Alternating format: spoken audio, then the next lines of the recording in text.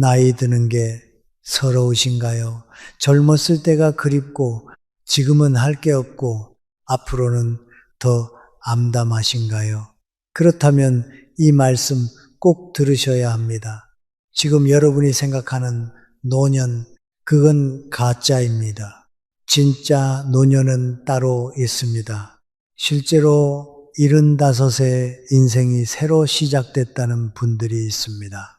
60에 포기했던 꿈을 80에 이뤘다는 분들도 있습니다. 거짓말 같지만 전부 실화입니다.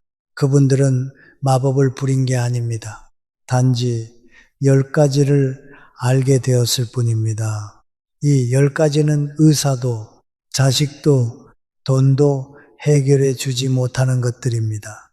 오직 본인만이 할 수 있는 것들이죠. 여러분도 할 수 있습니다. 지금이라도 늦지 않았습니다. 아니, 지금이 딱 적기입니다. 혹시 이런 생각하고 계시지 않나요? 나는 이미 다 늙었어. 지금 와서 뭘 해? 젊었을 때 했어야지.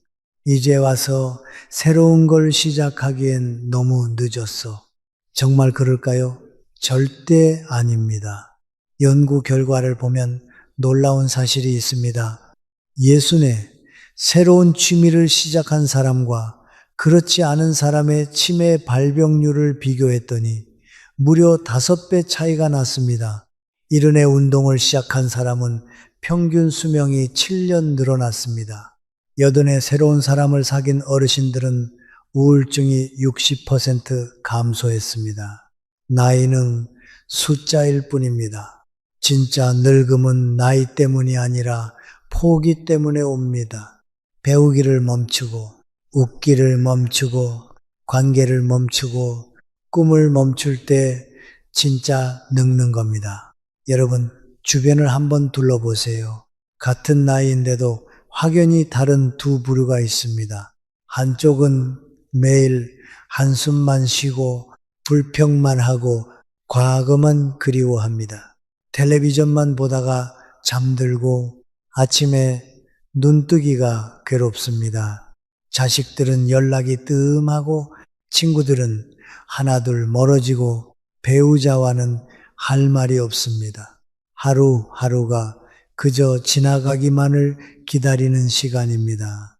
반면 다른 한쪽은 어떤가요? 같은 나이, 아니 오히려 더 나이가 많은데도 눈빛이 반짝입니다. 아침에 일어나면 오늘은 뭘 하지 설렙니다. 새로운 걸 배우고 사람들과 만나고 웃고 떠들고 계획을 세웁니다. 주름은 있지만 표정은 밝고 걸음은 느리지만 방향은 분명합니다. 대체 이 차이는 어디서 오는 걸까요? 돈이 많아서일까요? 아닙니다. 건강해서일까요?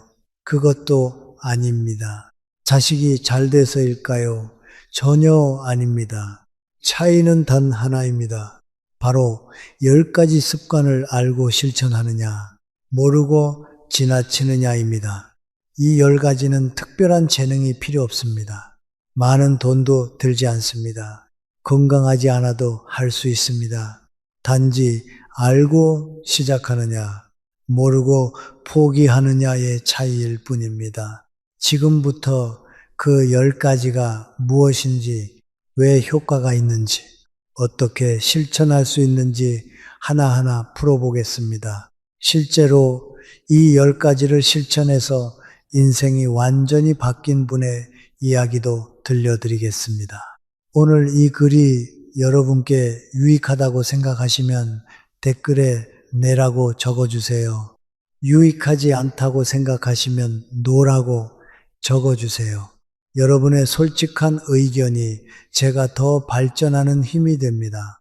소중한 구독과 좋아요 부탁드립니다. 끝까지 시청하시면 인생이 바뀌는 순간을 경험하실 겁니다. 이제 67 박할머니 이야기를 들려드리겠습니다. 박할머니는 평생을 착하게만 살았습니다. 시부모님 모시고 남편 뒷바라지하고 자식 셋 키우느라 자기 인생은 없었습니다. 젊었을 때는 언젠가 내 시간이 오겠지 했고, 중년에는 자식들 다 키우면 내 삶을 살겠지 했습니다. 그런데 예순이 되고 보니 아무것도 남은 게 없었습니다. 자식들은 각자 바쁘게 살았습니다. 명절에나 얼굴 보고, 전화는 한 달에 한두 번이었습니다. 남편은 퇴직하고 집에만 있으니 오히려 더 불편했습니다. 아침부터 저녁까지 새끼를 차려야 하고 빨래며 청소며 끝이 없었습니다. 그렇게 2년을 보냈습니다. 아침에 눈 뜨면 한숨부터 나왔습니다. 내가 왜 이렇게 사나? 내 인생이 이게 다인가? 이런 생각이 머리를 떠나지 않았습니다. 밤에 잠들기 전엔 눈물이 났습니다. 그렇게 흘러가는 대로 살던 어느 날이었습니다. 동네 복지관에서 건강 강좌가 있다기에 나갔습니다. 강좌가 끝나고 쉬는 시간에 한 어르신이 말을 걸어왔습니다. 저기요, 처음 보는 얼굴인데 오늘 처음 오셨어요. 네, 그냥 한번 나와봤어요. 그 어르신은 74이라고 했습니다. 그런데 눈빛이 20살 청년 같았습니다. 박할머니가 물었습니다. 어르신은 어떻게 그렇게 밝으세요? 그랬더니 그 어르신이 빙그레 웃으며 말했습니다. 나도 예전엔 자네처럼 힘들었네. 65까지는 정말 죽고 싶을 만큼 외롭고 우울했어. 그런데 어느 날 복지관 상담 선생님한테 10가지를 배웠지. 그걸 하나씩 실천했더니 인생이 완전히 바뀌었네. 지금은 매일 아침 일어나는 게 기다려져. 박할머니는 귀가 번쩍 뜨였습니다. 그 10가지가 뭔가요? 그랬더니 어르신이 천천히 말했습니다. 첫째, 매일 감사 3가지를 찾아라. 둘째, 새로운 걸 배워라. 셋째, 관계에 적당히 거리를 둬라. 넷째, 자신을 칭찬하라. 다섯째, 과거를 놓아줘라. 여섯째, 몸을 움직여라. 일곱째, 작은 목표를 세워라. 여덟째, 하루에 한 번은 웃어라. 아홉째, 나만의 시간을 가져라. 열째, 오늘을 살아라. 박할머니는 고개를 갸우댔습니다. 그게 정말 될까요? 나이도 많은데 지금 와서 뭐가 바뀌겠어요? 그랬더니 어르신이 말했습니다. 나도 처음엔 그렇게 생각했네. 그런데 해볼 게 없으니까 일단 시작했어. 첫날은 감사할 게 뭐가 있나 싶었는데 억지로라도 찾아봤지. 밥이 맛있었다. 날씨가 좋았다. 몸이 아프지 않았다. 이런 것들 말이야. 신기하게도 일주일만 하니까 세상이 다르게 보이더군. 박할머니는 반신반의하며 집으로 돌아왔습니다.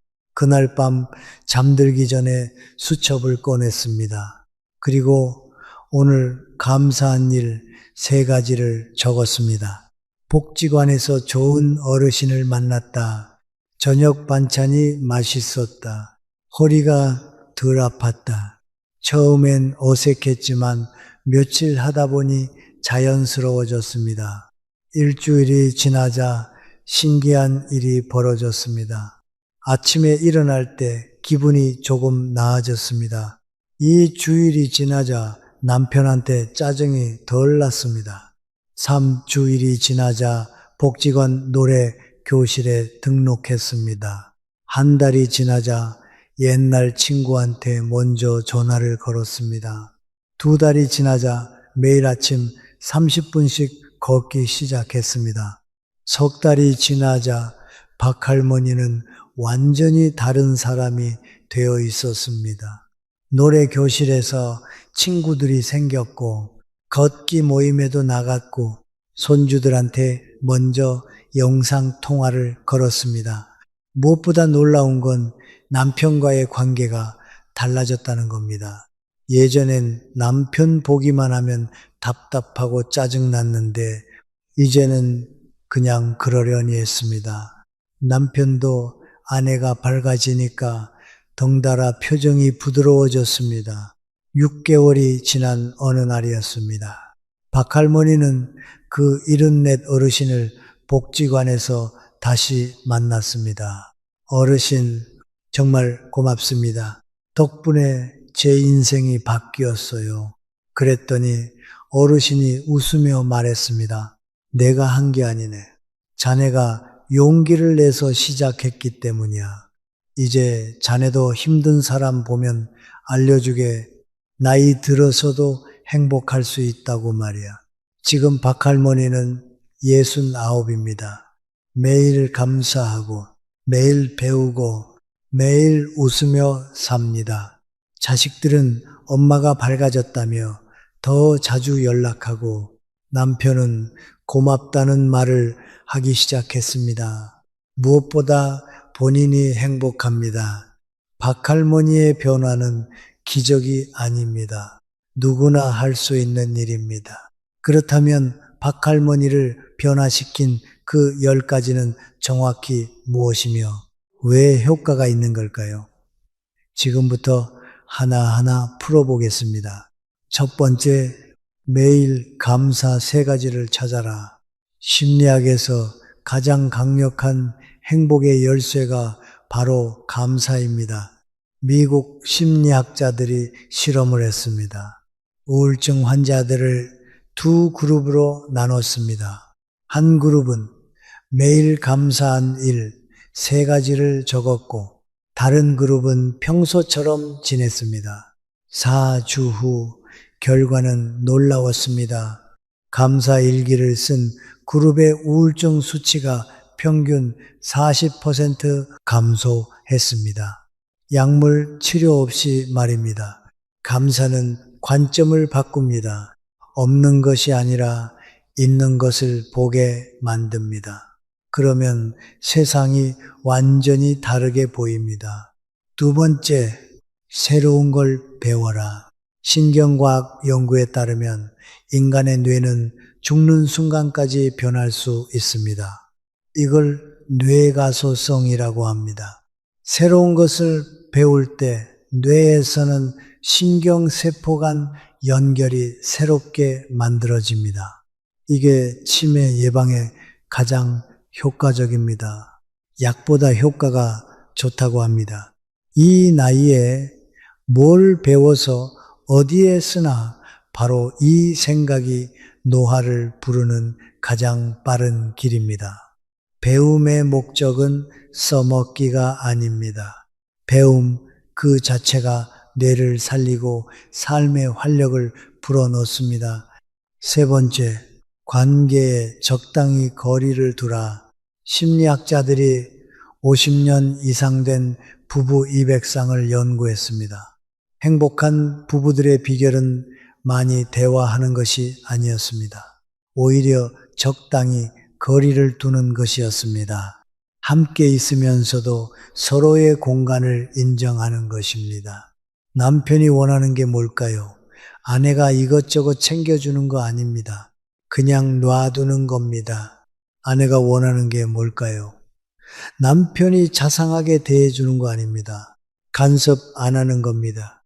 서로 놔두는 것, 이게 노년 부부의 지혜입니다. 네 번째, 자신을 칭찬하라.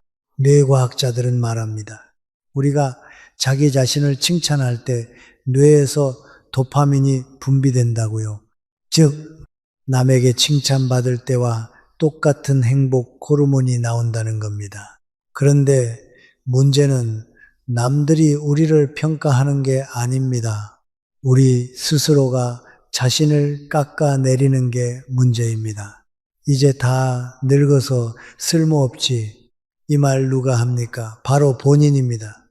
타인의 평가는 바꿀 수 없지만 내가 하는 자기 평가는 지금 당장 바꿀 수 있습니다. 다섯 번째, 과거를 놓아줘라. 과거에 집착하는 것만큼 현재를 망치는 건 없습니다. 그때 그렇게 할 걸, 저 사람만 아니었어도 이런 후회는 아무 소용이 없습니다. 과거는 이미 지나갔습니다. 바꿀 수 없습니다. 중요한 건 지금입니다. 심리학자들은 말합니다.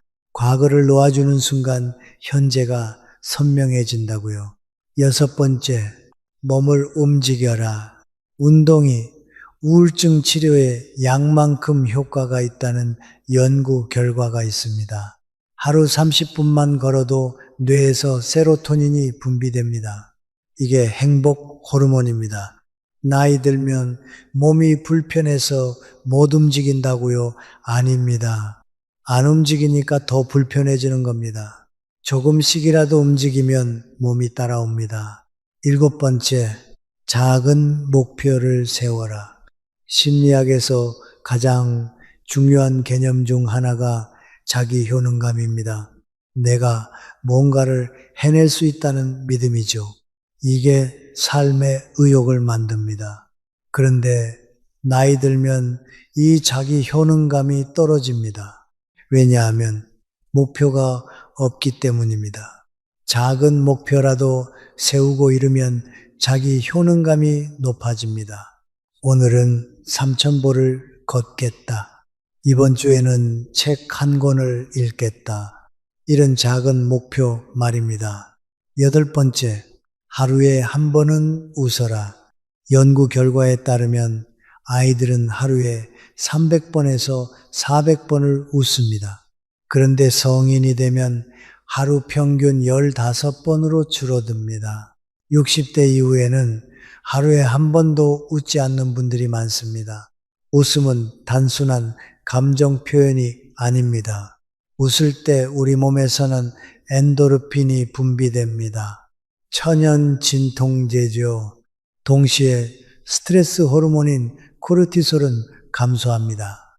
한번 크게 웃는 것이 15분간 조깅한 것과 같은 효과를 낸다는 연구도 있습니다. 더 신기한 건 진짜 웃음과 억지 웃음을 뇌는 구별하지 못한다는 겁니다. 억지로라도 웃으면 뇌는 행복하다고 착각합니다. 아홉 번째, 나만의 시간을 가져라. 노년에 가장 중요한 게 뭘까요? 자식도 배우자도 아닙니다. 바로 나 자신입니다. 평생 남을 위해 살았으면 이제는 나를 위해 살아야 합니다. 나만의 취미, 나만의 친구, 나만의 공간을 가지세요. 그게 진짜 노년의 자유입니다. 열 번째, 오늘을 살아라. 과거는 이미 지나갔고 미래는 아직 오지 않았습니다. 우리에게 주어진 건 오늘뿐입니다. 오늘 하루를 재미있게 사는 것, 그게 인생을 재미있게 사는 비결입니다. 어제 일로 후회하고 내일 일로 걱정하느라 정작 오늘을 놓치는 분들이 많습니다. 하지만 인생은 지금 이 순간에만 존재합니다. 이 10가지는 모두 과학적 근거가 있습니다. 심리학, 뇌과학, 철학이 모두 증명한 진리입니다. 특별한 재능도 많은 돈도 필요 없습니다. 단지 알고 실천하느냐, 모르고 지나치느냐의 차이일 뿐입니다. 심리학자 칼 융은 말했습니다. 인생의 오후는 인생의 아침과는 다른 의미를 갖는다고요. 아침이 확장과 성취의 시간이었다면 오후는 깊이와 의미의 시간입니다. 젊었을 때는 밖으로 달렸다면 이제는 안으로 들어갈 시간입니다. 남에게 인정받으려 애썼다면 이제는 나를 인정할 시간입니다. 뭔가를 쌓으려 했다면 이제는 내려놓을 시간입니다. 그게 바로 노년의 지혜입니다. 철학자 노자는 말했습니다. 족함을 아는 자는 부유하다고요. 이미 가진 것에 감사할 줄 아는 사람이 진짜 부자입니다. 더 가지려고 애쓰는 사람은 평생 가난합니다. 마음이 가난하니까요. 심리학자 아들러는 말했습니다. 행복해지고 싶으면 타인과 비교하지 말라고요. 남의 자식이 잘나 보이고 남의 배우자가 좋아 보이는 건 당연합니다. 남의 떡이 커 보이는 법이니까요. 하지만 그건 겉모습일 뿐입니다. 누구나 사정이 있습니다. 내 가족도 남의 가족도 다 불완전합니다. 그게 사람입니다. 비교를 멈추는 순간 행복이 시작됩니다. 철학자 세네카는 말했습니다. 인생은 짧지 않다. 우리가 낭비하는 것이다. 시간은 누구에게나 공평합니다. 하루 24시간은 모두에게 똑같습니다. 그런데 어떤 사람은 그 시간을 후회와 걱정으로 낭비하고 어떤 사람은 감사와 기쁨으로 채웁니다. 여러분은 어느 쪽입니까? 박할머니도 처음에는 반신반의했습니다. 정말 이게 될까? 하지만 하나씩 실천하면서 놀라운 변화를 경험했습니다. 여러분도 할 수 있습니다. 나이는 핑계가 될 수 없습니다. 60에 시작해도 변합니다. 90에 시작해도 달라집니다. 중요한 건 나이가 아니라 시작하는 용기입니다. 그렇다면 이제 구체적으로 어떻게 시작할지 말씀드리겠습니다. 10가지를 한꺼번에 다 하려고 하면 부담스럽습니다. 하나씩 천천히 꾸준히 하는 게 중요합니다. 작은 행동이 큰 변화를 만듭니다. 첫 번째, 매일 자기 전에 감사한 일 3가지를 적으세요. 거창한 거 아닙니다. 오늘 날씨가 좋았다. 밥이 맛있었다. 몸이 아프지 않았다. 이런 것들 말입니다. 수첩이든 달력이든 스마트폰 메모장이든 상관없습니다. 적는 행위 자체가 중요합니다. 적으면서 하루를 돌아보게 되고 돌아보면서 감사할 일을 찾게 되고 찾다 보면 세상이 다르게 보입니다. 처음에는 찾기 어려울 겁니다. 그래도 억지로라도 3가지를 찾으세요. 일주일만 하면 습관이 됩니다. 한 달 하면 세상을 보는 눈이 달라집니다. 한 73살 여성분이 말씀하셨습니다. 결혼 초기에는 남편이 밥 투정 안 하는 게 고마운 줄 몰랐어요. 그냥 당연한 거라고 생각했죠. 그런데 나이 들어서 보니 뭘 해줘도 잘 먹어주는 남편이 얼마나 고마운 사람인지 알겠더라고요. 이게 바로 감사의 힘입니다. 똑같은 상황인데 내가 어떻게 받아들이느냐에 따라 감정이 완전히 달라지는 거죠. 두 번째, 새로운 것을 배우기 시작하세요. 거창한 거 아닙니다. 여러분이 평소에 궁금했던 것, 하고 싶었던 것부터 시작하면 됩니다. 노래를 좋아하시나요? 복지관 노래 교실에 등록해 보세요. 손재주가 있으신가요? 뜨개질, 소예, 그림 같은 걸 시작해 보세요. 몸 쓰는 걸 좋아하시나요? 요가, 걷기, 댄스 같은 걸 배워보세요. 배움은 나이와 관계없습니다. 시작하기에 늦은 나이란 없습니다. 뇌과학자들은 이렇게 말합니다. 뇌는 죽는 순간까지 변할 수 있다고요. 80살, 90살에도 뇌는 새로운 걸 배울 수 있습니다. 단지 젊었을 때보다 시간이 좀 더 걸릴 뿐입니다. 그런데 어차피 시간은 흐르잖아요. 1년 후에도 여러분은 1살 더 먹어 있을 거예요. 그때 1년 전에 그거 배울 걸 하고 후회하실 건가요? 아니면 1년 동안 이렇게 많이 배웠네 하고 뿌듯해 하실 건가요? 중요한 건 혼자 하지 말라는 겁니다. 친구들과 함께 하면 재미도 2배, 효과도 2배입니다. 그리고 완벽을 추구하지 마세요. 잘하려고 배우는 게 아닙니다. 즐기려고 배우는 겁니다. 실수해도 서툴러도 괜찮습니다. 그 과정 자체가 뇌를 자극하고 삶을 풍요롭게 만듭니다. 세 번째, 관계에 적당한 거리를 두세요. 배우자와 하루 종일 붙어 있지 마세요. 각자의 시간을 가지세요. 남편은 친구들과 바둑을 두고 아내는 복지관에서 노래를 배우고 점심은 각자 해결하고 저녁에 집에서 만나면 됩니다. 그러면 저녁에 만날 때 반갑고 할 얘기도 생깁니다. 한 75, 새 부부의 이야기입니다. 남편은 아침마다 동네 정자에 가서 친구들과 바둑을 둡니다. 아내는 복지관에 가서 요가 수업에 참여합니다. 점심은 각자 해결하고 저녁에 집에서 만납니다. 주변 사람들이 물었죠. 부부가 왜 따로따로 지내세요? 사이가 안 좋아요. 그랬더니 두 분이 웃으며 대답했습니다. 아니에요.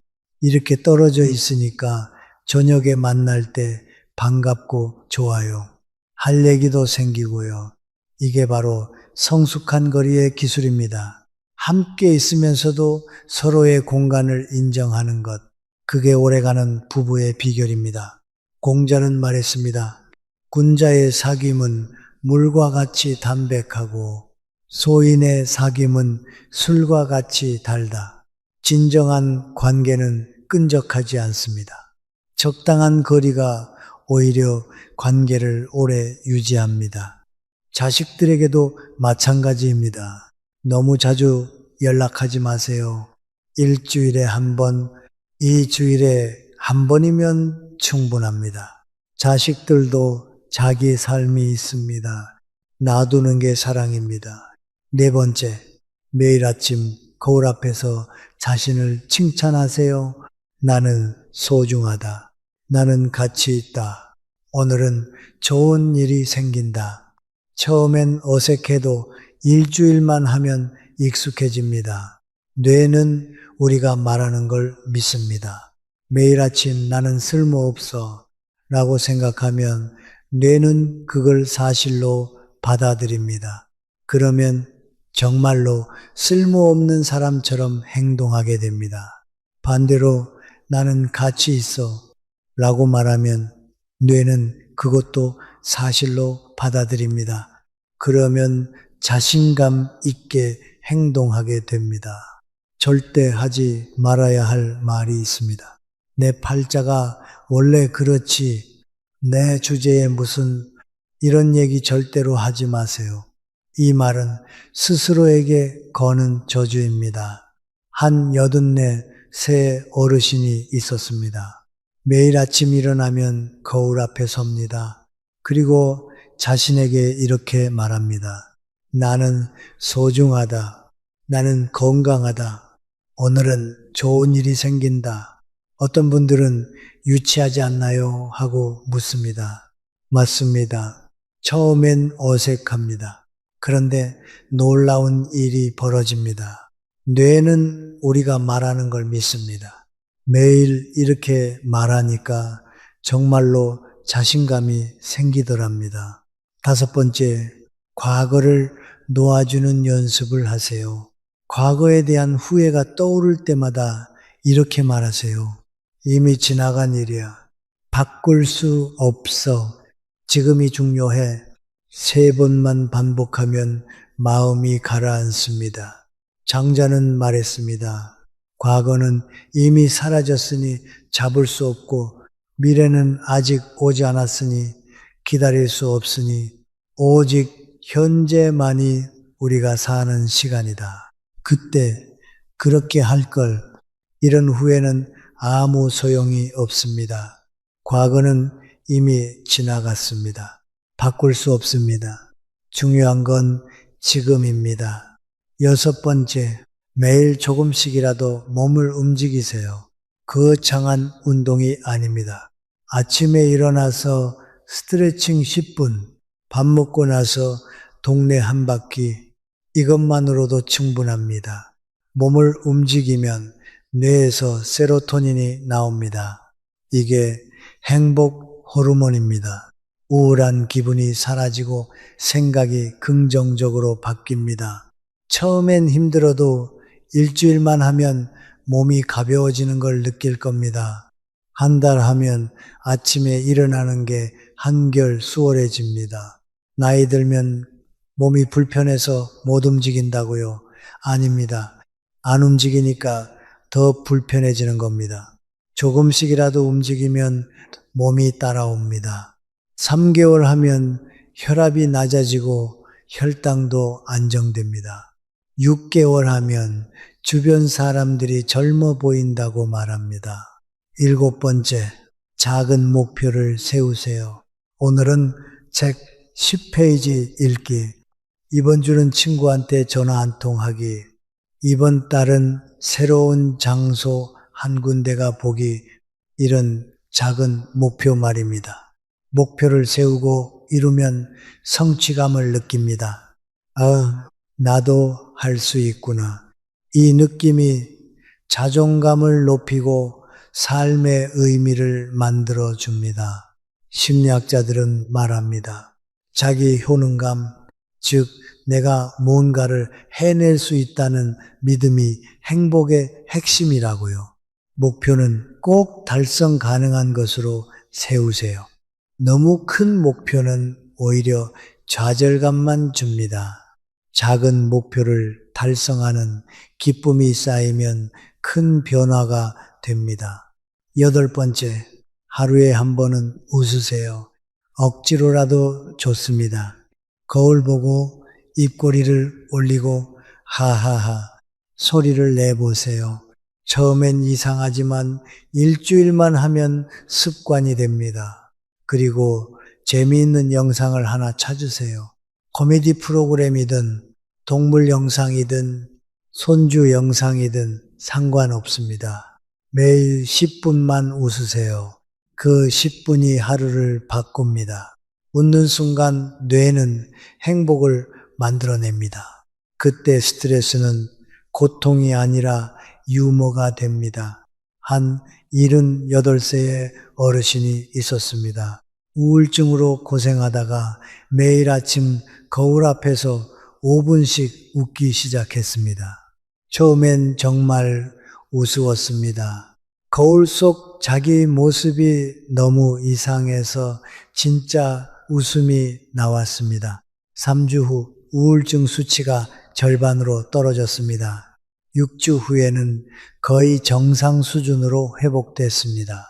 이게 바로 행동이 감정을 만든다는 심리학의 핵심 원리입니다. 기분이 좋아서 웃는 게 아니라 웃어서 기분이 좋아지는 겁니다. 9번째, 나만의 시간을 가지세요. 하루에 30분이라도 좋습니다. 아무도 방해하지 않는 나만의 시간을 만드세요. 그 시간에 책을 읽어도 좋고, 음악을 들어도 좋고, 그냥 멍하니 있어도 좋습니다. 중요한 건 그 시간만큼은 온전히 나를 위한 시간이라는 겁니다. 평생 남을 위해 살았으면 이제는 나를 위해 살아야 합니다. 그게 노년의 권리입니다. 심리학자들은 말합니다. 나만의 시간을 갖는 사람이 관계도 더 건강하게 유지한다고요. 자기 자신을 돌볼 줄 알아야 남도 돌볼 수 있습니다. 10번째, 오늘 하루를 최선을 다해 사세요. 과거를 후회하지 마세요. 미래를 걱정하지 마세요. 오늘, 지금 이 순간에 집중하세요. 오늘 무엇을 먹을지, 오늘 누구를 만날지, 오늘 무엇을 할지, 오늘만 생각하세요. 노자는 말했습니다. 천리길도 한 걸음부터 오늘 하루 재밌게 산 사람이 1년을 재밌게 삽니다. 1년을 재밌게 산 사람이 평생을 재밌게 삽니다. 여러분, 10가지를 한꺼번에 다 하지 않아도 됩니다. 오늘은 하나만 시작하세요. 내일은 하나 더 추가하세요. 일주일 후면 여러 개가 습관이 됩니다. 박할머니도 처음엔 한 가지만 했습니다. 감사 일기 쓰는 것부터 시작했습니다. 그게 습관이 되자 2번째를 시작했습니다. 노래, 교실 다니기, 그렇게 하나씩 추가하다 보니 6개월 후에는 완전히 다른 사람이 되어 있었습니다. 여러분도 할 수 있습니다. 나이는 숫자일 뿐입니다. 진짜 젊음은 마음가짐에서 나옵니다. 70도, 80도, 90도 인생의 끝이 아닙니다. 새로운 시작입니다. 인생의 후반부가 오히려 가장 아름답고 자유로운 시기가 될 수 있습니다. 왜냐하면 이제는 남의 눈치를 볼 필요가 없기 때문입니다. 내가 하고 싶은 걸 할 수 있는 시간입니다. 내가 만나고 싶은 사람을 만날 수 있는 시간입니다. 철학자 아리스토텔레스는 말했습니다. 행복은 어디에 있는 것이 아니라 어떻게 사느냐에 달려있다. 부자라고 행복한 게 아닙니다. 건강하다고 행복한 게 아닙니다. 자식이 잘난다고 행복한 게 아닙니다. 행복은 내가 어떻게 생각하고 어떻게 행동하느냐에 달려 있습니다. 그걸 선택하는 건 바로 여러분 자신입니다. 세네카는 이렇게 말했습니다. 인생은 짧지 않다. 우리가 낭비하는 것이다. 시간은 누구에게나 공평합니다. 하루 24시간은 모두에게 똑같습니다. 그런데 어떤 사람은 그 시간을 후회와 걱정으로 낭비하고 어떤 사람은 감사와 기쁨으로 채웁니다. 여러분은 어느 쪽입니까? 가장 아름다운 노년은 나이를 먹어도 웃음을 잃지 않는 것입니다. 주름은 늘어도 마음의 주름은 펴는 것입니다. 몸은 늙어도 영혼은 젊게 사는 것입니다. 여러분의 노년이 웃음과 행복으로 가득하길 바랍니다. 오늘부터 시작하세요. 오늘이 바로 여러분 인생 후반전의 첫날입니다. 80에 시작해도 변합니다. 90에 시작해도 달라집니다. 중요한 건 나이가 아니라 시작하는 용기입니다. 댓글로 꼭 알려주세요. 10가지 중에서 오늘부터 몇 번째를 실천하실 건가요? 첫 번째부터 시작하실 건가요? 아니면 가장 쉬운 것부터 하실 건가요? 숫자만 적어주셔도 좋습니다. 여러분의 참여가 저에게 정말 큰 힘이 됩니다. 여러분의 다짐 하나하나가 이 글을 더 가치 있게 만듭니다. 여러분의 용기가 다른 분들에게도 큰 용기가 됩니다. 함께 나이 들수록 더 재밌는 인생을 살아봅시다. 그리고 이어서 다음 주제를 공유하겠습니다. 평생 가난하게 사는 습관 7가지 60, 70대 꼭 보세요. 노년의 지혜. 여러분 통장에 지금 얼마 있습니까? 100만 원 있습니까? 50만 원도 없으십니까? 솔직하게 말씀해 보십시오. 10만 원도 안 되시는 분 계시죠? 이것은 부끄러운 일이 아닙니다. 지금 우리나라 노인 10명 중 4명이 가난하게 살고 있습니다. 평생 성실하게 살았는데도 말입니다. 도대체 왜 이렇게 된 걸까요? 오늘 그 진짜 이유를 알려드립니다. 평생 가난하게 사는 사람들에게는 공통점이 있습니다. 7가지 치명적인 습관입니다. 이 습관들이 여러분의 통장을 텅 비게 만들었습니다. 지금부터 이 습관들을 하나씩 공개하겠습니다. 본인에게 해당되는 것이 있다면 오늘 당장 고치십시오. 대한민국 65세 이상 노인 빈곤율은 경제협력개발기구 국가 중 압도적인 1위입니다. 이분들 대부분이 이렇게 말씀하십니다. 나는 평생 열심히 살았는데. 맞습니다. 여러분은 정말 열심히 사셨습니다. 새벽부터 밤까지 일했고 자식들 뒷바라지 하느라 본인은 옷 한 벌 제대로 사입지 않았습니다. 그런데 왜 이렇게 된 걸까요? 노후 빈곤의 원인은 단순히 돈을 못 벌어서가 아닙니다.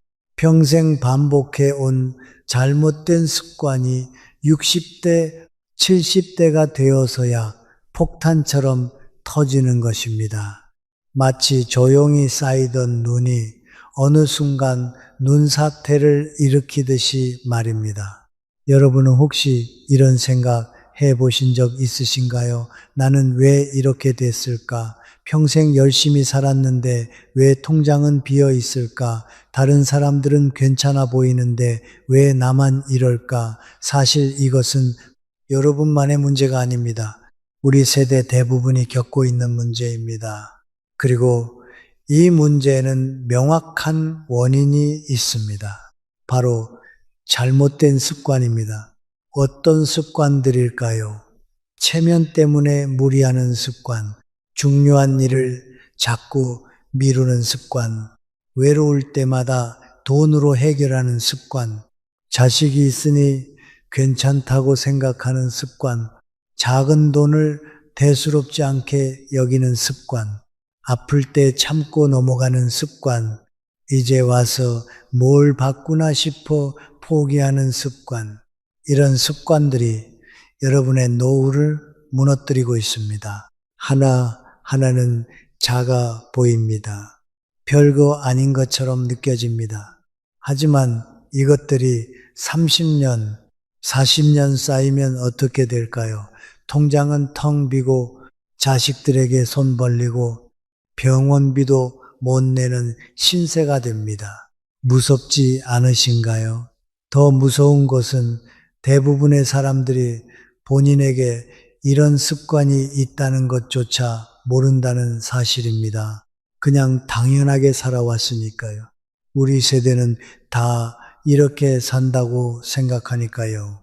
하지만 이제는 달라져야 합니다. 예전 방식으로는 노후를 지킬 수 없습니다. 시대가 바뀌었습니다. 자식들도 여유가 없을, 국가도 다 책임져 주지 않습니다. 결국 나를 지킬 수 있는 건 나 자신뿐입니다. 그럼 어떻게 해야 할까요? 일단 문제를 정확히 알아야 합니다. 내가 어떤 습관을 가지고 있는지, 그 습관이 왜 위험한지를 알아야 합니다. 그래야 고칠 수 있습니다.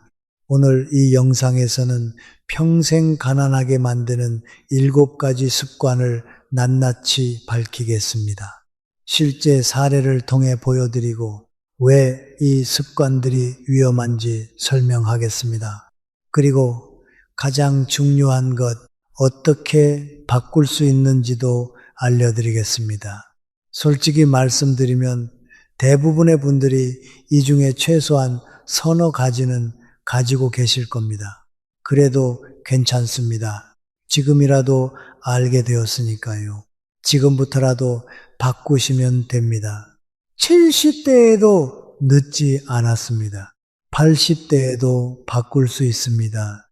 살아있는 한 변화할 수 있습니다.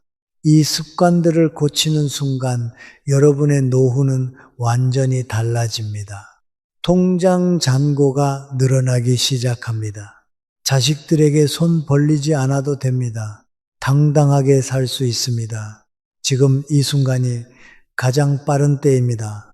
만약 여러분께서 이 글이 유익하다고 생각하신다면 댓글에 예라고 적어주세요. 유익하지 않다면 아니오라고 적어주세요. 피드백을 바탕으로 더 나은 콘텐츠를 만들도록 노력하겠습니다. 이 영상이 도움이 되신다면 구독과 좋아요 부탁드립니다. 끝까지 시청하시면 여러분의 노후가 달라질 수 있습니다. 그럼 최영순 할머니의 이야기를 본격적으로 시작해 보겠습니다. 영순 할머니는 부산 해운대구에서 40년 넘게 살아온 분입니다. 젊은 시절 할머니는 수영시장에서 반찬 가게를 운영했습니다. 남편 강철호 씨와 함께 새벽 4시에 일어나 시장으로 나갔습니다. 김치를 담그고 나물을 무치고 조림을 만들었습니다. 저녁 8시까지 가게를 지키고 집에 돌아오면 9시가 넘었습니다. 일요일에도 쉬지 않았고 명절에도 가게 문을 열었습니다. 그렇게 30년을 일했습니다. 두 딸, 큰 딸 수정이와 작은 딸 민지를 대학까지 보냈습니다. 할머니 본인은 옷 한 벌 제대로 사입지 않았습니다. 외식은 1년에 몇 번 있을까 말까 했습니다. 모든 돈은 딸들 교육비로 나갔습니다. 큰딸이 결혼할 때는 예단과 혼수를 준비하느라 3천만 원을 썼습니다. 작은 딸이 결혼할 때도 2,500만 원을 마련해 주었습니다. 그래도 행복했습니다. 딸들이 잘 되는 모습을 보는 것만으로도 가슴이 벅찼으니까요.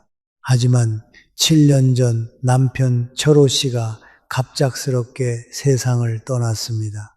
심근경색이었습니다. 가게에서 일하다가 쓰러졌고 병원에 도착했을 때는 이미 늦었습니다. 그날 이후 영순 할머니의 삶은 완전히 바뀌었습니다. 혼자 사는 집은 너무 조용했고 혼자 먹는 밥은 맛이 없었습니다. 밤에는 잠이 오지 않아 천장만 바라보는 날이 많았습니다. 그때부터 할머니는 친구들을 자주 만나기 시작했습니다. 외로움을 이기기 위해서였습니다. 월요일에는 옛날 동네 친구들을 만나고 수요일에는 시장 친구들을 만났습니다. 금요일에는 교회 친구들을 만났습니다. 만날 때마다 밥을 먹고 차를 마시고 가끔 노래방도 갔습니다. 한 번 만날 때마다 3만 원에서 5만 원씩 나갔습니다. 일주일에 서너 번 만나니까 한 달이면 60만 원이 넘게 없어졌습니다.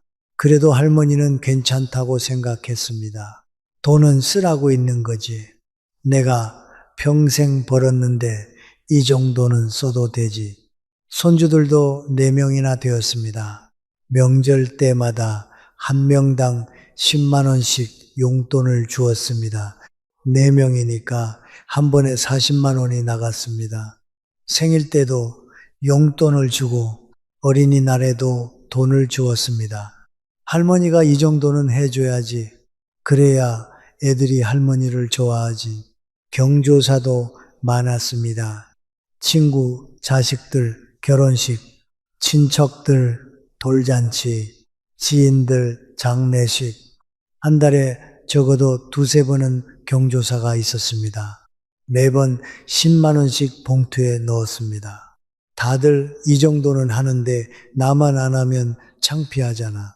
그렇게 2년이 흘렀습니다. 어느 날 집 보일러가 고장났습니다. 수리 기사가 와서 확인하더니 말했습니다. 할머니, 이거 부품을 갈아야 해요. 120만 원 정도 나올 것 같습니다. 영순 할머니는 깜짝 놀랐습니다. 집에 와서 통장을 확인했습니다. 남편이 남긴 보험금과 가게 정리한 돈으로 5천만 원이 있었는데 이제 거의 다 없어졌습니다. 남은 돈이 60만 원. 어떻게 5천만 원이 이렇게 빨리 없어졌지? 할머니는 그제야 깨달았습니다. 친구들 만나느라 쓴 돈이 한 달에 60만 원씩, 2년이면 1,500만 원이 넘습니다. 손주들 용돈이 1년에 500만 원, 2년이면 1,000만 원입니다. 경조사비가 한 달에 30만 원씩, 2년이면 700만 원이 넘습니다. 거기다 명절 선물, 자식들 도와준 돈, 병원비, 생활비, 이것저것 하다 보니 돈이 다 나간 것입니다. 외로움을 돈으로 채우려고 했던 겁니다. 체면을 지키느라 무리했던 겁니다. 작은 돈은 별거 아니라고 생각했던 겁니다. 할 수 없이 큰딸 수정이에게 전화했습니다. 여보세요.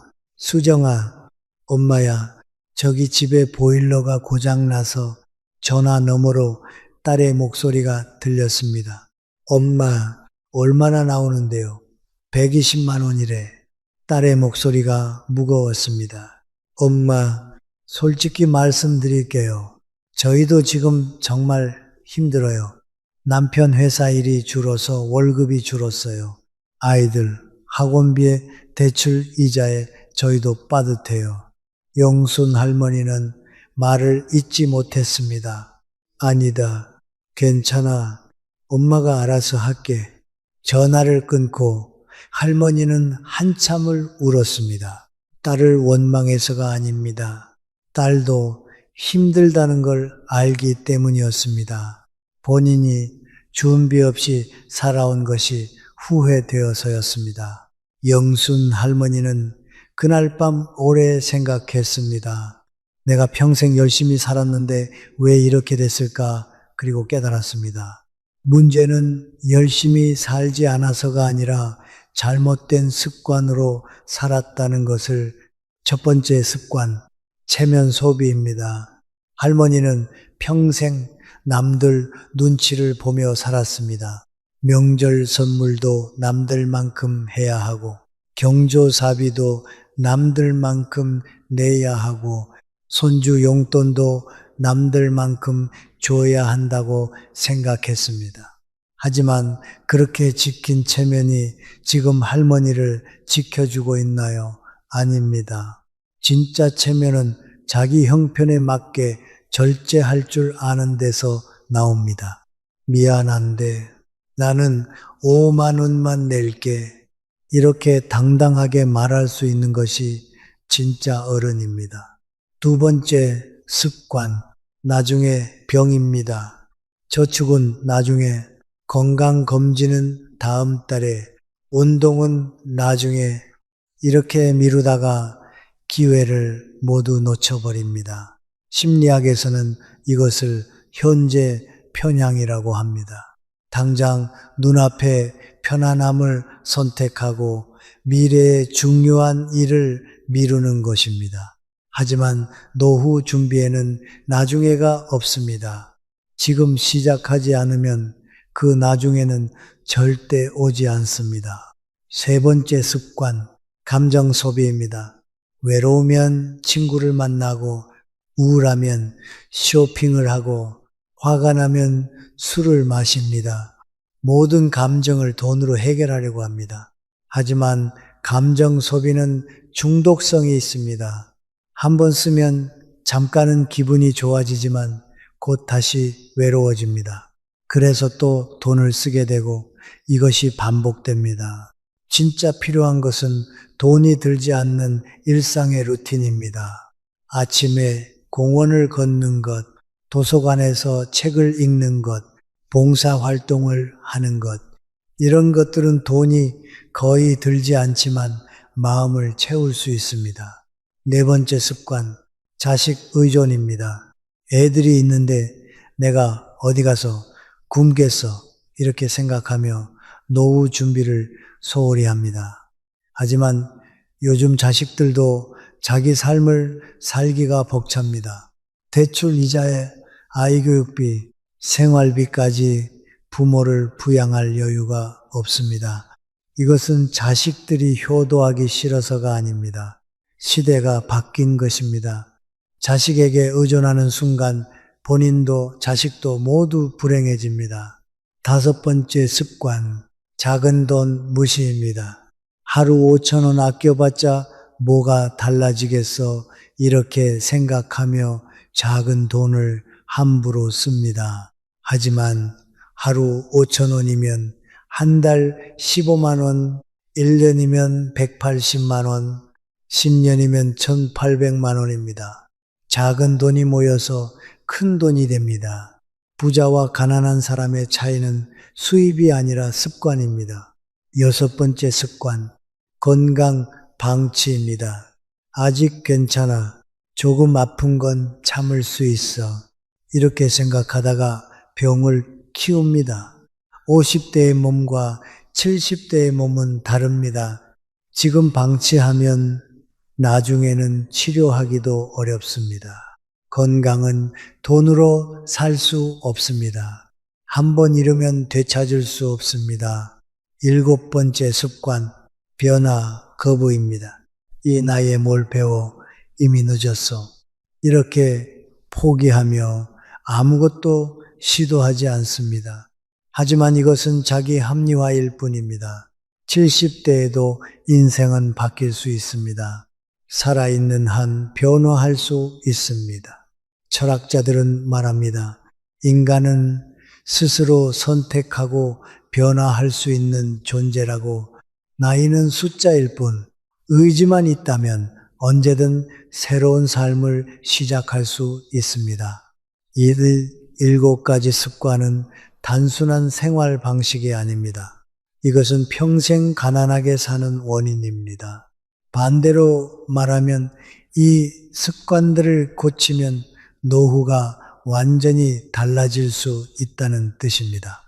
심리학에서는 습관을 바꾸는데 66일이 걸린다고 합니다. 2달이면 됩니다. 2달만 참고 새로운 습관을 만들면 그 다음부터는 자연스럽게 이어집니다. 지금 이 글을 읽고 계신 여러분, 혹시 이 7가지 중에 본인이 가진 습관이 있으신가요? 있다면 지금 당장 바꾸셔야 합니다. 내일이 아니라 오늘부터입니다. 다음 주가 아니라 지금 이 순간부터입니다. 늦었다고 생각할 때가 가장 빠른 때입니다. 그럼 이제 구체적으로 무엇을 해야 할지 말씀드리겠습니다. 첫째, 작은 행동부터 시작하십시오. 많은 분들이 실패하는 이유는 처음부터 너무 큰 목표를 세우기 때문입니다. 한 달에 100만 원 저축하겠다. 매일 1시간씩 운동하겠다. 이런 목표는 사흘도 못 가서 포기하게 됩니다. 대신 정말 작은 것부터 시작하세요. 오늘 당장 가계부를 쓰기 시작하세요. 스마트폰 앱을 써도 좋고 공책에 손으로 적어도 좋습니다. 중요한 것은 내 돈의 흐름을 내가 알고 있다는 것입니다. 오늘 하루 뭘 샀는지만 적어보세요. 아침에 편의점에서 산 커피 4,000원, 점심 식사 8,000원, 버스비 2,000원, 저녁 반찬 구입 12,000원. 이렇게 하루 지출을 다 적어보세요. 처음에는 귀찮고 번거로울 것입니다. 하지만 일주일만 해보세요. 일주일 후에 보면 놀라실 겁니다. 내가 이렇게 돈을 쓰고 있었구나.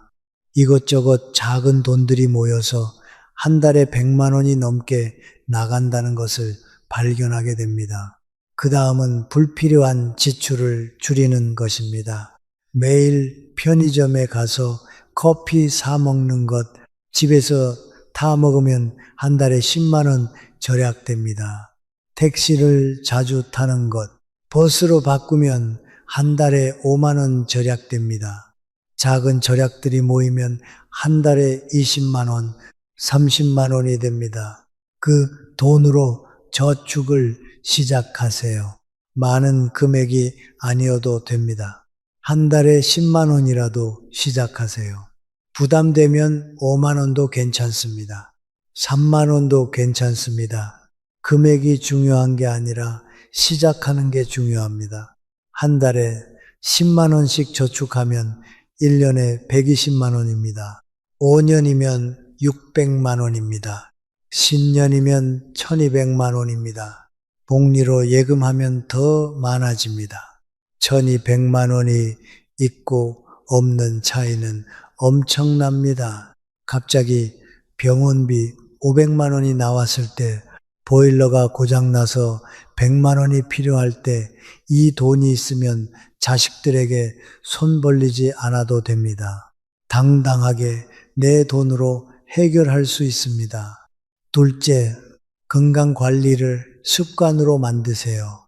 건강은 돈으로 살 수 없습니다. 한 번 잃으면 되찾기도 어렵습니다. 그래서 미리미리 관리해야 합니다.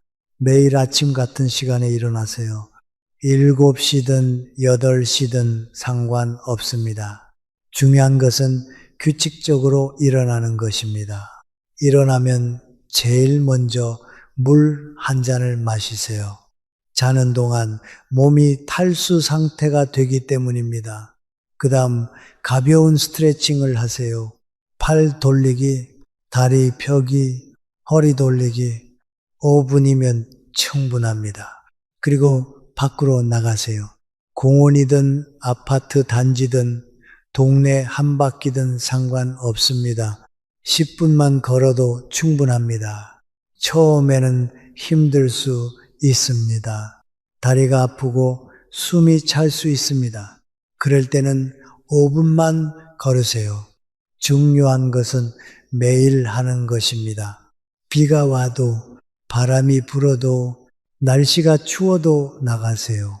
우산을 쓰고 걸으면 되고 옷을 따뜻하게 입고 나가면 됩니다. 이렇게 한 달만 해보세요. 한 달 후에는 몸이 가벼워지는 것을 느끼실 겁니다. 무릎도 덜 아프고 숨도 덜 차고 기분도 좋아집니다. 그럼 그때부터 조금씩 시간을 늘리세요. 10분에서 15분으로 20분으로 석 달 후에는 30분씩 걸을 수 있게 됩니다. 식사도 중요합니다. 혼자 산다고 대충 먹지 마세요. 라면으로 때우지 마세요. 제대로 차려 먹으세요. 밥 한 공기, 국 한 그릇, 반찬 두세 가지면 충분합니다. 거창하게 할 필요 없습니다. 국은 미역국이나 된장국을 끓이면 되고 반찬은 김치에 계란 프라이 하나만 해도 됩니다. 중요한 것은 제대로 먹는 것입니다. 요리하는 것도 좋은 활동입니다. 시간도 보내고 돈도 절약되고 건강에도 좋습니다. 약은 제때 드시고 정기 검진은 빠짐없이 받으세요. 조금 불편해도 병원에 가세요. 작은 증상을 무시하다가 큰 병이 됩니다. 초기에 발견하면 치료비도 적게 들고 빨리 낫습니다. 셋째, 관계를 건강하게 만드세요. 사람은 혼자 살 수 없습니다. 특히 나이가 들수록 관계가 중요합니다. 하지만 돈 쓰는 관계가 아니라 진심으로 만나는 관계를 만들어야 합니다. 친구를 만나되 돈 쓰지 않는 만남을 만드세요. 꼭 식당에서 만날 필요 없습니다. 공원에서 산책하며 만나세요. 집에서 만나서 차 한 잔 나누며 이야기하세요. 도서관에서 만나서 함께 책을 읽어도 좋습니다. 이렇게 만나도 충분히 좋은 시간을 보낼 수 있습니다. 오히려 식당이나 카페보다 더 깊은 이야기를 나눌 수 있습니다. 봉사 활동도 좋습니다. 동네 복지관이나 경로당에 나가세요. 거기서 간단한 봉사를 하세요. 식사 준비를 돕거나 청소를 돕거나 어르신들과 이야기 상대가 되어 드리는 것도 봉사입니다. 봉사는 돈이 들지 않습니다. 오히려 식사나 간식을 제공하는 것도 많습니다. 그리고 거기서 새로운 사람들을 만날 수 있습니다.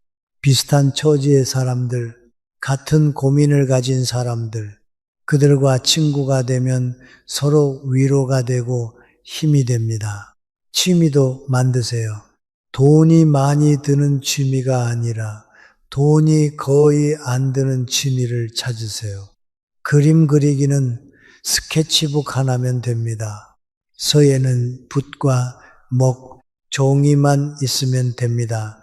독서는 도서관에 가면 무료입니다. 산책하며 사진 찍기는 스마트폰 하나면 됩니다.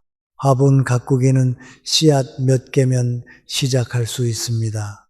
이런 취미들이 삶에 의미를 줍니다. 할 일이 있다는 것, 기다려지는 내일이 있다는 것, 그것이 우리를 살아있게 만듭니다. 넷째, 자식과의 관계를 재정립하세요. 이것이 가장 어려운 부분일 수 있습니다. 하지만 반드시 필요합니다. 자식들에게 분명하게 말하세요. 나는 나대로 살겠다고, 너희들 걱정하지 말라고, 필요할 때는 도움을 요청하겠지만 기본적으로는 혼자 해결하겠다고 말하세요. 처음에는 자식들이 당황할 수 있습니다. 엄마, 아빠가 왜 저러시지? 혹시 섭섭해서 그러시나? 하지만 시간이 지나면 이해하게 됩니다. 오히려 부모를 더 존경하게 됩니다. 스스로 자립하고 있는 부모를 보며 자식들은 안심하게 됩니다. 우리 부모님은 괜찮으시구나. 의존하지 않는 부모가 진정으로 사랑받는 부모입니다. 다섯째, 체면 소비를 끊으세요. 이것도 쉽지 않습니다. 평생 체면을 지키며 살아왔는데 갑자기 버리기 어렵습니다. 하지만 해야 합니다. 명절 선물도 형편에 맞게 하세요. 비싼 선물 세트 대신 직접 만든 음식을 보내세요. 김치, 장조림, 나물무침, 직접 만든 음식이 비싼 선물보다 진심이 담깁니다. 경조사비도 무리하지 마세요. 10만 원이 부담되면 5만 원 내세요. 5만 원도 부담되면 3만 원 내세요. 그것도 부담되면 가지 않아도 됩니다. 진짜 관계는 돈으로 유지되지 않습니다. 친구들과 만날 때도 각자 계산하세요. 내가 낼게. 이렇게 말하지 마세요. 각자 먹은 만큼 내자고 말하세요. 처음에는 어색할 수 있습니다. 하지만 진짜 친구라면 이해합니다. 여기서 한 철학자의 말을 떠올려 봅니다. 로마의 철학자 세네카는 이렇게 말했습니다. 인생은 충분히 길다. 제대로 쓰기만 한다면 우리에게 주어진 시간은 충분하다.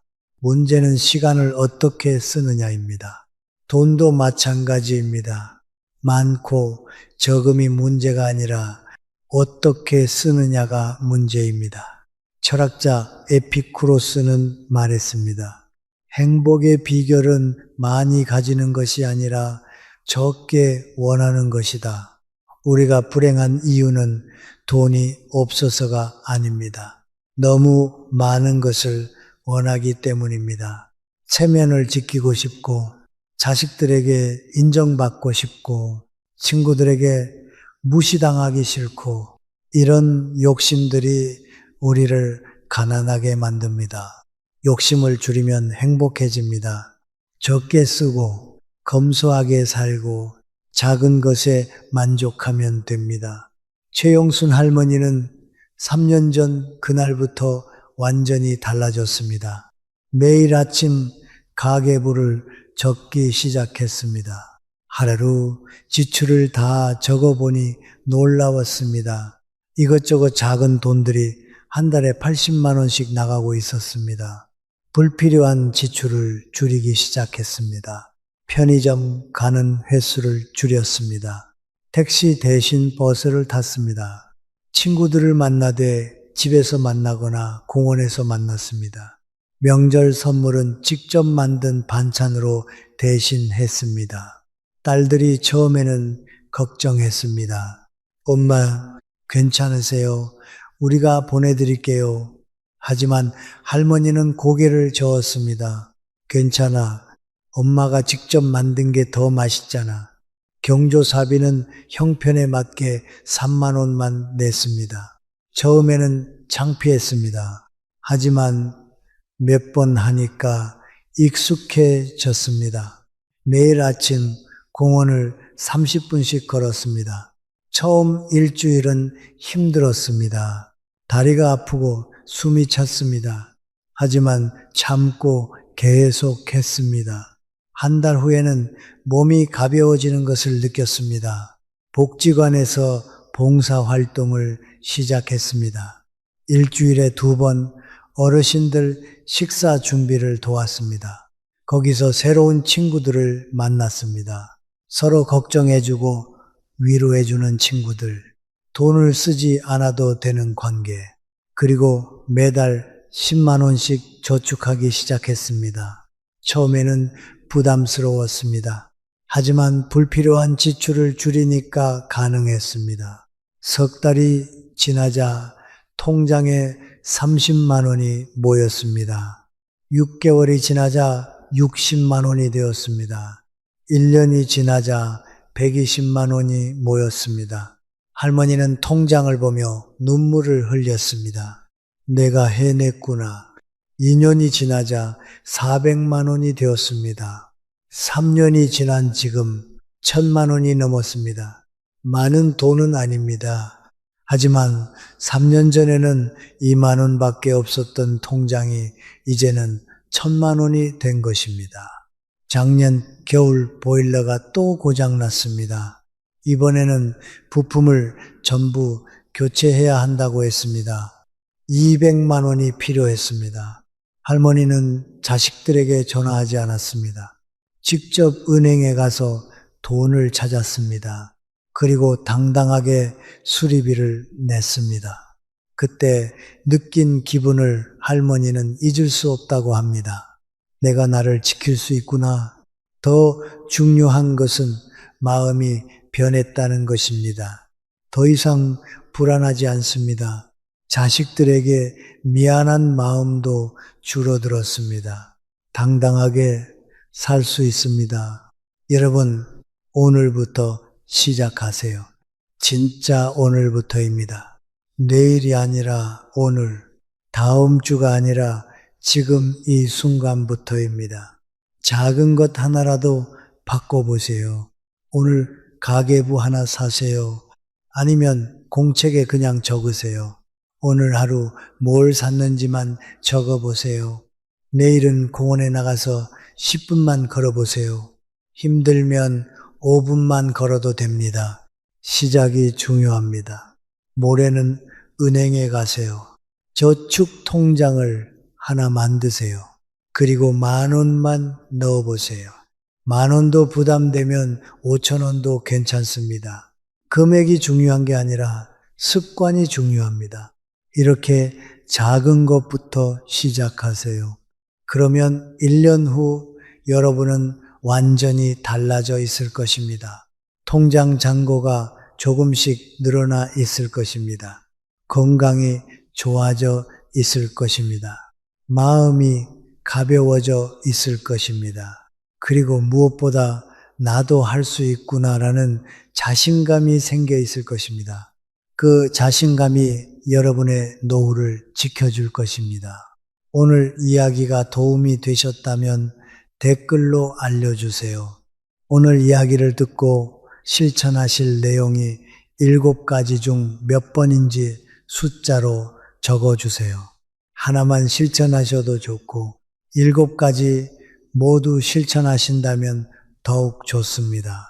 여러분의 댓글 하나하나가 저에게 큰 힘이 됩니다. 그리고 더 좋은 콘텐츠를 만드는데 큰 도움이 됩니다. 여러분의 참여가 이 채널을 더욱 유익하게 만듭니다. 여러분의 작은 실천이 모여서 큰 변화를 만듭니다. 행복한 노후를 준비해 나갑시다.